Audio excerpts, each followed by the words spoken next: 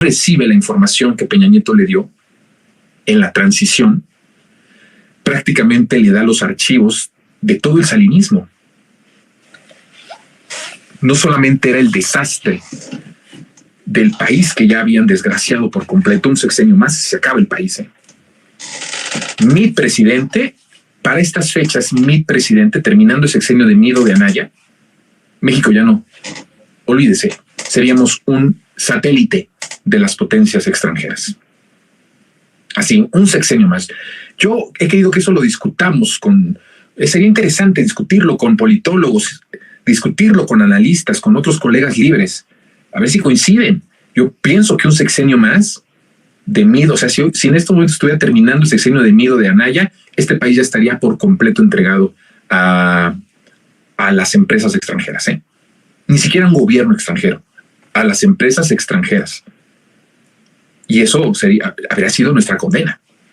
Entonces, cuando recibe Andrés Manuel, ahora sí que el parte de todo el país, no solo recibió lo de Peña Nieto, recibió el diagnóstico de todo lo que jodieron y todo lo que desgració al país desde Salinas hasta Peña Nieto. Por eso cuando Andrés ve eso, dice, como yo lo había dicho y había mandado al diablo sus instituciones, ahora lo estoy viendo, lo puedo ver, lo puedo palpar, lo puedo leer, porque están aquí las cifras, están aquí los documentos.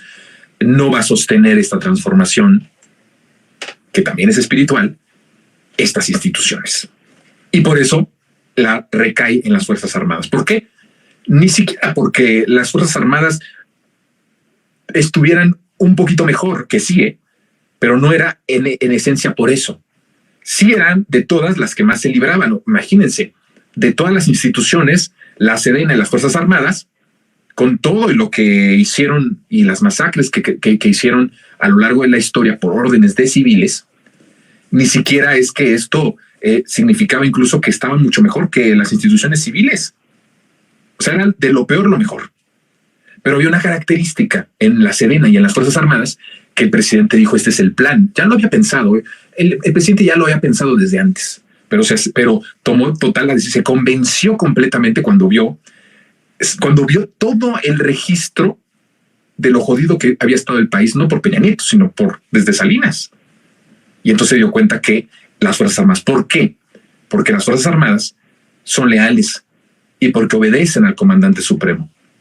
Y el comandante supremo, a partir del 1 de diciembre de 2018, fue Andrés Manuel López Obrador. Desde el primer minuto del 1 de diciembre de 2018, Andrés Manuel se convertía constitucionalmente, no solo en el presidente constitucional, sino en el comandante supremo de las Fuerzas Armadas.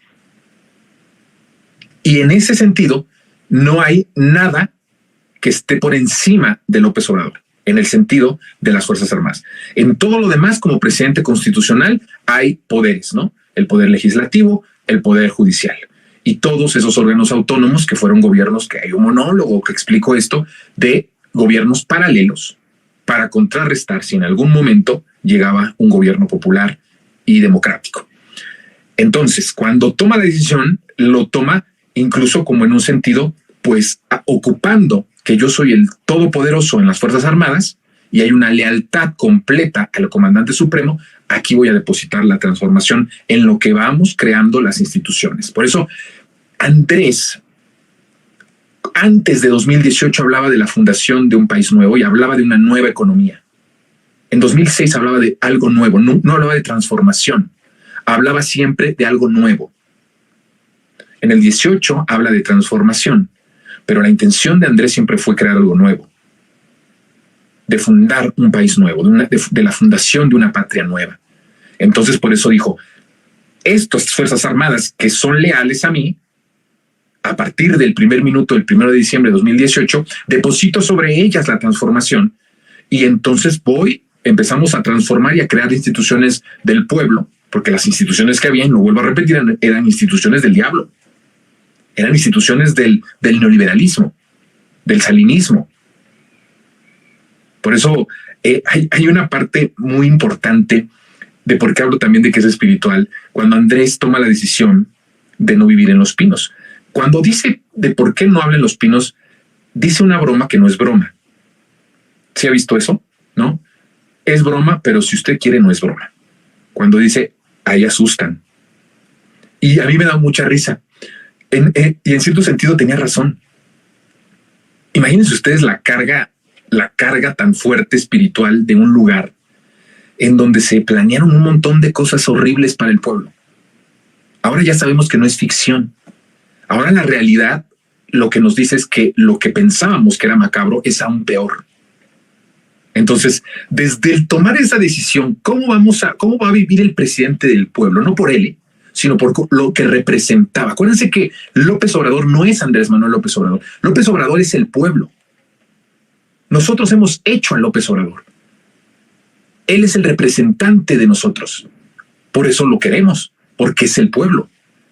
Por eso puede ser tan osado en hablar y en decidir, porque sabe que lo apoyamos, no porque nosotros apoyemos un líder, sino porque nosotros somos él.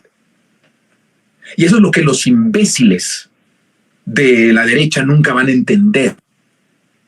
Que Andrés es indestructible y Andrés se queda, se va, pero se queda, porque ya somos nosotros, Andrés Manuel. Y eso es algo terrible para ellos y maravilloso para nosotros. Cuando él toma la decisión de no quedarse en Los Pinos, también lo hace como en un sentido espiritual de decir, no puede el presidente del pueblo estar en un lugar en donde se planearon cosas que jodieron y que hicieron mucho daño al pueblo. Y entonces dice, no, vámonos a Palacio Nacional. Todo lo que Andrés hizo desde el inicio hasta el final tiene un simbolismo, tiene un porqué. No es una decisión banal, porque la gente pues son tontos, son gente muy estúpida. No le entienden. Y entonces se burlan de Andrés, pero realmente todos nos burlamos de ellos. Ellos piensan que ridiculizan al presidente, pero la realidad es que ellos ya están ridiculizados desde mucho atrás. Por eso Andrés va cambiando todo eso, hasta en las formas, en los fondos, en los simbolismos, en el hecho de vivir en un lugar o no vivir en ese lugar. Entonces cambia. ¿Por qué? Porque no era apropiado que un presidente del pueblo viviera en un lugar en donde se planeó la destrucción del pueblo. Tiene mucho sentido. Y entonces, así es como Andrés empieza a crear nuevas instituciones. No se ha logrado cambiar todas las instituciones, pero imagínense si las instituciones de seguridad, toda la estructura de seguridad, es que a veces no entendemos la magnitud de lo que pasó en el salinismo neoliberal. No lo hemos entendido a plenitud de lo que significó. Las instituciones de seguridad eran literalmente comandos del crimen organizado. Y cuando Andrés recibe esta información, no puede poner sobre ellos la seguridad del pueblo, no puede poner en ellos el proceso de pacificación. ¿Cómo vas a poner el proceso de pacificación con las instituciones de los cárteles de la droga? ¿Se dan cuenta? Por eso yo hago un llamado y les peleo mucho a los defensores de derechos humanos, a las asociaciones de derechos humanos, que hagan un ejercicio valiente de diagnóstico. Ya ha pasado mucho tiempo para que no pudieran hacer este análisis forense de la situación del país, que están friegue y friegue con la militarización. Y en verdad, no podía Andrés Manuel darles la misión de la pacificación a instituciones que estaban tomadas por los cárteles de la droga. Imagínese usted qué perverso, qué traición de Andrés al hacernos eso. Por eso Andrés dice no. También en eso, Fuerzas Armadas. ¿Por qué? Porque me obedecen a mí. Mientras siga habiendo un buen presidente del pueblo, el ejército va a poder seguir por el camino en el que está. En algún momento, Jonathan, ¿en algún momento va a cambiar? Sí. Si en algún momento vamos a cambiarlo. Y tendrá que cambiarse. De hecho, ya estamos en esa transición, porque nada más tenemos un ejército del pueblo. Ya hay un monólogo especial en donde hablo por qué el ejército es del pueblo. El presidente lo ha explicado y yo he podido darles una hipótesis más profunda de por qué Andrés Manuel también confió en el ejército. Y entonces vamos viendo y nos vamos convenciendo de que esta fundación de un país nuevo es de a de veras, y entonces los oligarcas están muy nerviosos. Y si acaso lo que vimos de la conferencia de Slim muestra entre nerviosismo y entre incertidumbre. Pero vuelvo a decir, afortunadamente es una incertidumbre para ellos. No es una incertidumbre para el pueblo. Eso es maravilloso. ¿No le da gusto a usted que hace años era la incertidumbre del pueblo? ¿Qué va a pasar con la economía? ¿Qué va a pasar con nosotros? Hoy la incertidumbre ya no está en el estómago de las mexicanas y de los mexicanos, ya está en el estómago de los magnates. ¿Se imaginó en algún momento el que esto pudiera ser de esta forma? El que ahora la incertidumbre, el nerviosismo, el estar ansiosos, esos ataques de pánico, estén del lado de ellos y no del lado de nosotros. Bueno, son los tiempos maravillosos que estamos viendo. Se muestran nerviosos, se muestran con cierta incertidumbre, con ciertas reservas. Claro, al crearse una patria nueva, ellos tendrían que o desaparecer o cambiar. Porque la fundación de una patria nueva los va a obligar irremediablemente. Hay un monólogo donde yo hablo de esto, en donde hablo de cómo ya sobran los Joaquín López Dóriga, pero no como un sentido fascista, porque hubo mucha gente que se asustó mucho y hasta me comentó ahí en el chat y me dijo, Jonathan, hasta me dijeron, querido Jonathan, esto que tú estás diciendo es fascista. No lo es, no es fascista, porque no estamos haciendo un descarte de que nosotros decidamos que ellos sean descartados. ¿Me explico? El fascismo es un descarte por debilidad, cuestión racial o por cualquier otra, o por creencia, donde unas personas, un grupo de personas deciden que hay un descarte. Y en ese sentido, pues si a fascismo nos vamos, justo ese es el fascismo que vivimos en nuestro país.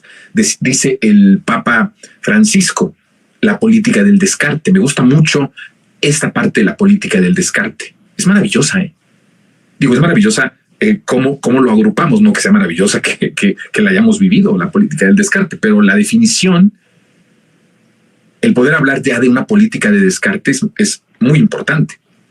Y en esencia, la política de descarte salinista neoliberal desde 1988, si nos vamos a esas estrictas definiciones, es fascismo. Hemos vivido en un régimen neofascista, sin duda alguna, de descarte. A propósito, cuando yo hablo de que ellos que hay personas en los medios de comunicación, en la economía y en la política que están siendo descartados, ni siquiera es por la venganza del pueblo enardecido, porque si nosotros hubiéramos querido la venganza del pueblo verdaderamente encabronado, no estarían dando conferencias de prensa estos magnates. ¿Me explico? O sea, por favor. Lo que dicen, el autoritarismo, el secuestro de las instituciones del país, de las libertades. No mames. Perdón, pero es que no hay otra manera. No me frieguen, por favor. Y es que se me calienta el hocico porque mi abuela paterna era muy grosera. Y se me calienta, pero es que no hay manera. No frieguen.